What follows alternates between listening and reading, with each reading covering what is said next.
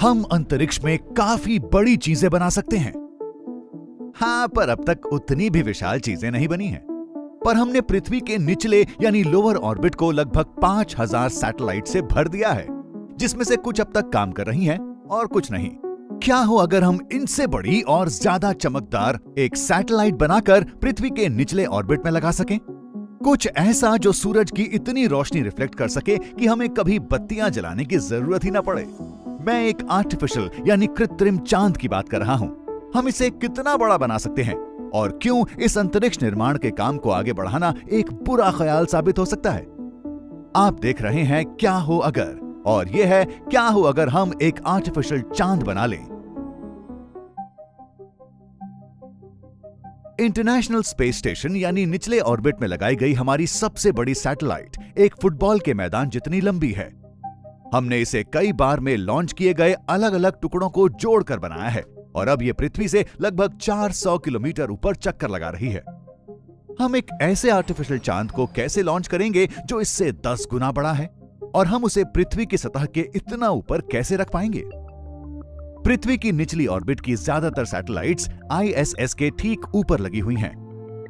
इनमें से कुछ भूस्थिर यानी जियो स्टेशनरी ऑर्बिट में है, यानी पृथ्वी के इक्वेटर से लगभग 35,000 किलोमीटर ऊपर। असली चांद 3,80,000 किलोमीटर की दूरी से हमारे चक्कर लगाता है। पर हमें अपने आर्टिफिशियल चांद को इतना दूर रखने की जरूरत नहीं है। हम इसे पृथ्वी और ISS के बीच कहीं रख सकते हैं। ये रही एक अच्छी जगह। हमें इसका ध्यान रखना होगा कि इसकी रफ्तार 27,400 किलोमीटर प्रति घंटे पर बनी रहे। ऐसा ना होने पर यह पृथ्वी पर गिर सकता है। हम इसकी सतह को किसी बहुत रिफ्लेक्टिव चीज से ढक देंगे ताकि यह सूरज की रोशनी को उछालकर हम तक पहुंचा सके। फिर हम अपनी बत्तियां बुझा लेंगे और साल भर रोशन रातों का लुत्फ उठा सकेंगे। अगर आप बत्तियां जलाकर नहीं सो पाते तो आपको अपने कमरे में आने वाली रोशनी को पूरी तरह से छुपाने लायक पर्दे लगाने होंगे। यह जानवरों के लिए तो बहुत ही मुश्किल है, क्योंकि उनके पास पर्दों का विकल्प नहीं है। ये नया चांद रात में जागने वाले ऐसे जीवों के लिए तबाही ला सकता है जो सहवास, शिकार और रास्ते ढूंढने के लिए चांद की रोशनी पर निर्भर होते हैं। रात में बहुत ज्यादा रोशनी होने से आपके शरीर पर भी असर पड़ सकता है, जिससे मोटापे की संभावना होगी और दिल की बीमारियों, मधुमेह और अवसाद यानी डिप्रेशन का खतरा भी बढ़ सकता है। आर्टिफिशियल चांद से हमारे प्राकृतिक आसमान का नजारा भी छिप जाएगा। जमीन पर मौजूद टेलीस्कोप्स भी गहरे अंतरिक्ष की तस्वीरें नहीं ले पाएंगे। इससे दूर के तारों में जाने का आपका सपना छूट सकता है, जिससे हम हमेशा के लिए पृथ्वी में कैद होकर रह जाएंगे। तो जरा सोचिए इसके बारे में। क्या हमें वाकई एक दूसरे चांद की जरूरत है? जरा रुकिए।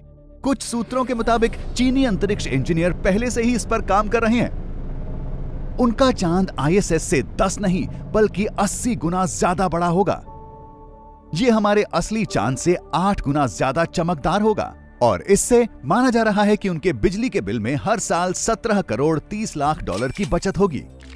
हालांकि हमने अभी इसकी असल योजना या विकास रणनीति को नहीं देखा, तो कुछ वक्त में कोई आर्टिफिशियल चांद आसमान में नजर न आने पर उदास न हो।